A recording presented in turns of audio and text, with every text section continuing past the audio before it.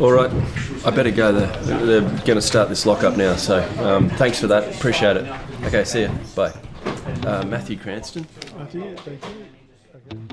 Live from the federal budget lock-up in Canberra, this is The Front. I'm Claire Harvey.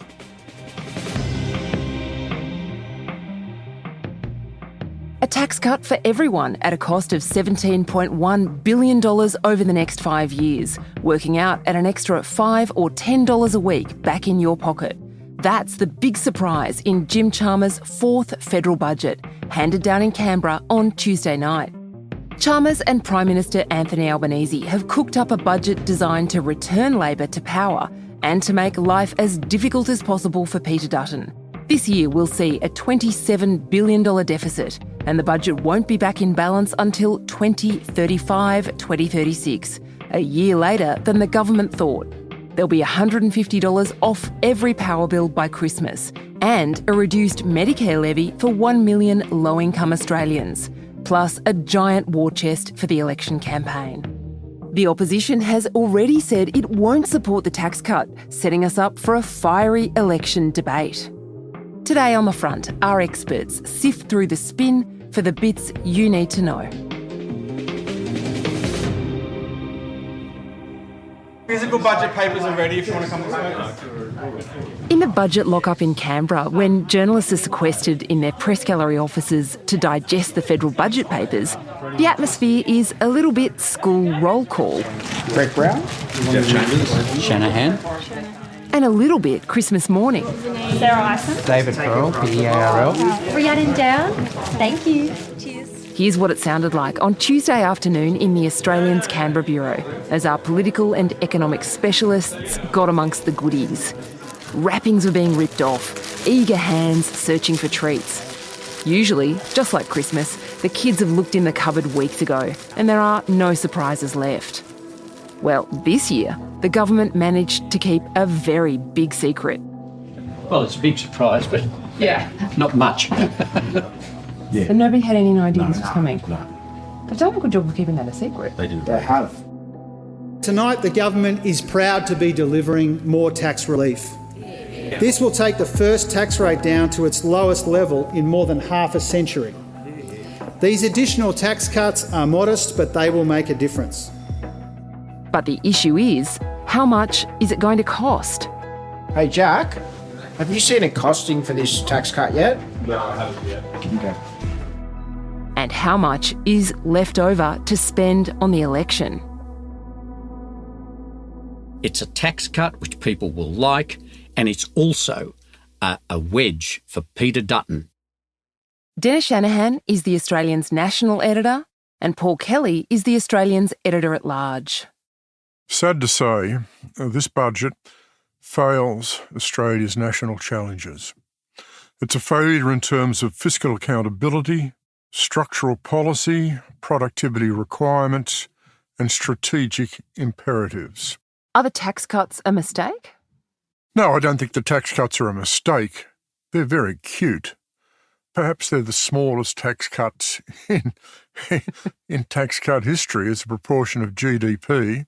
So if you can feel them, they're okay. Those tax cuts work out at $5 a week in 26-27 and $10 a week by 27-28. By 2031-32, though, it's all been eaten up by bracket creep.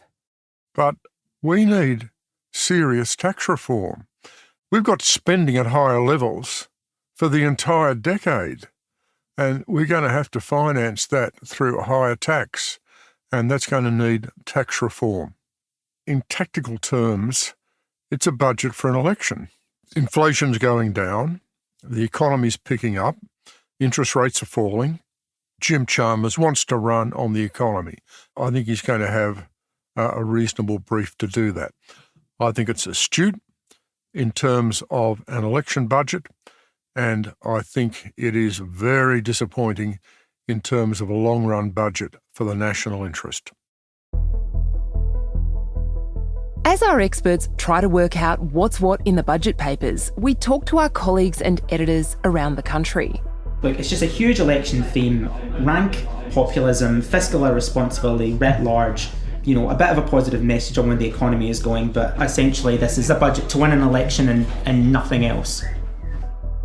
Remember I said Budget Day is a bit like Christmas morning for politics fans?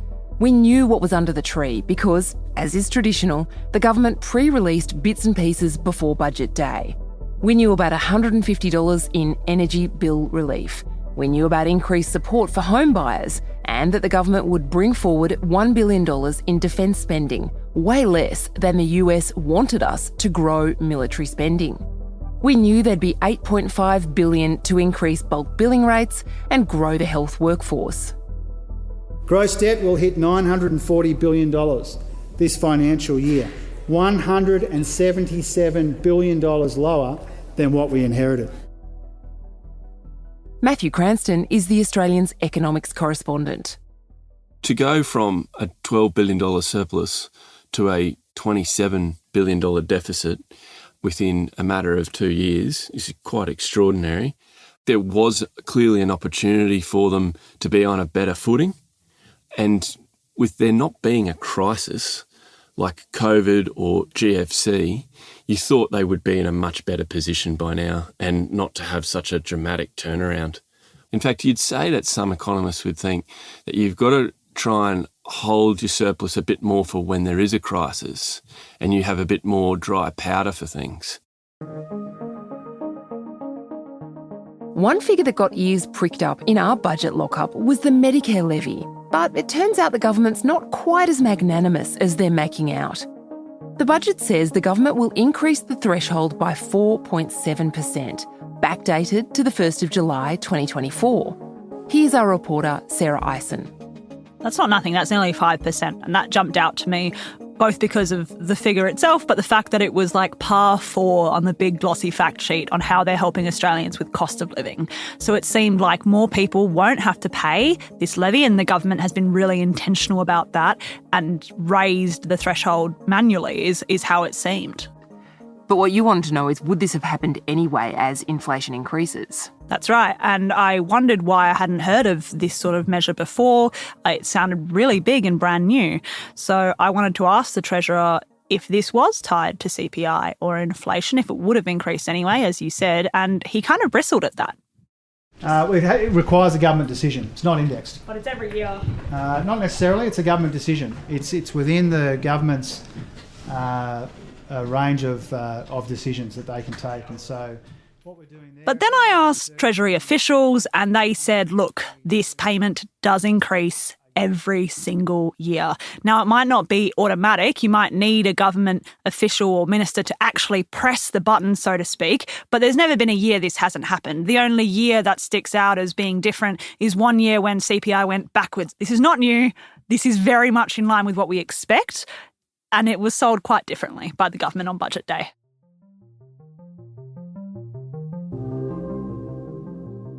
Coming up, why Peter Dutton will oppose the tax cuts.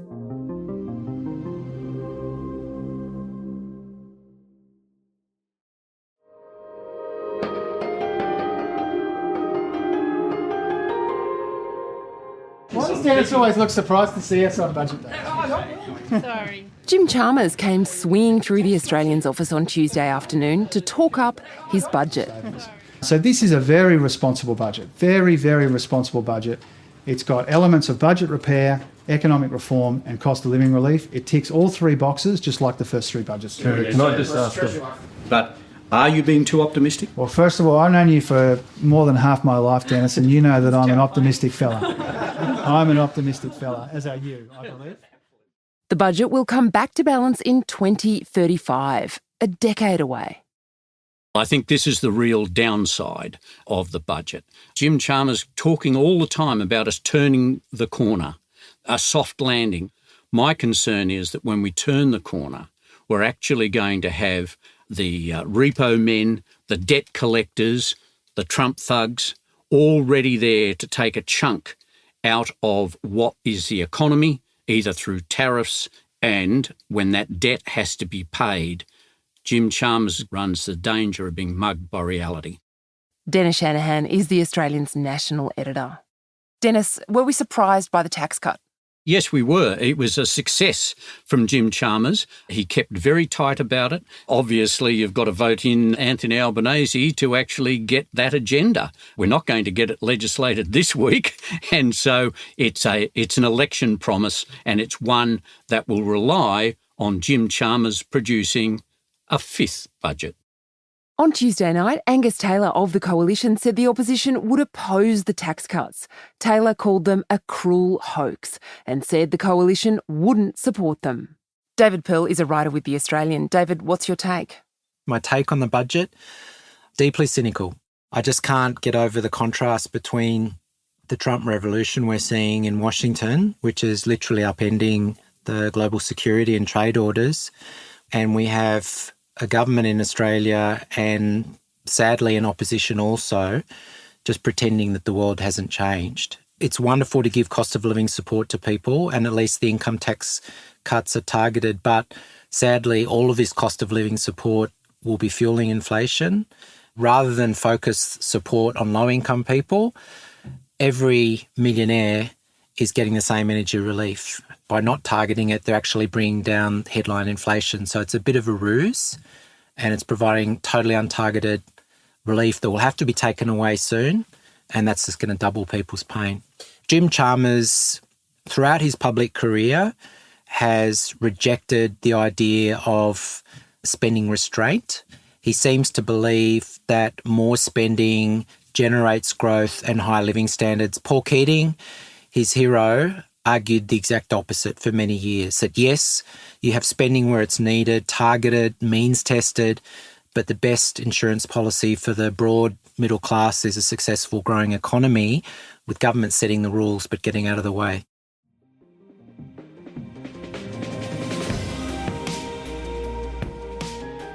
For all our experts' reporting and analysis of this federal budget and what comes next, visit theaustralian.com.au.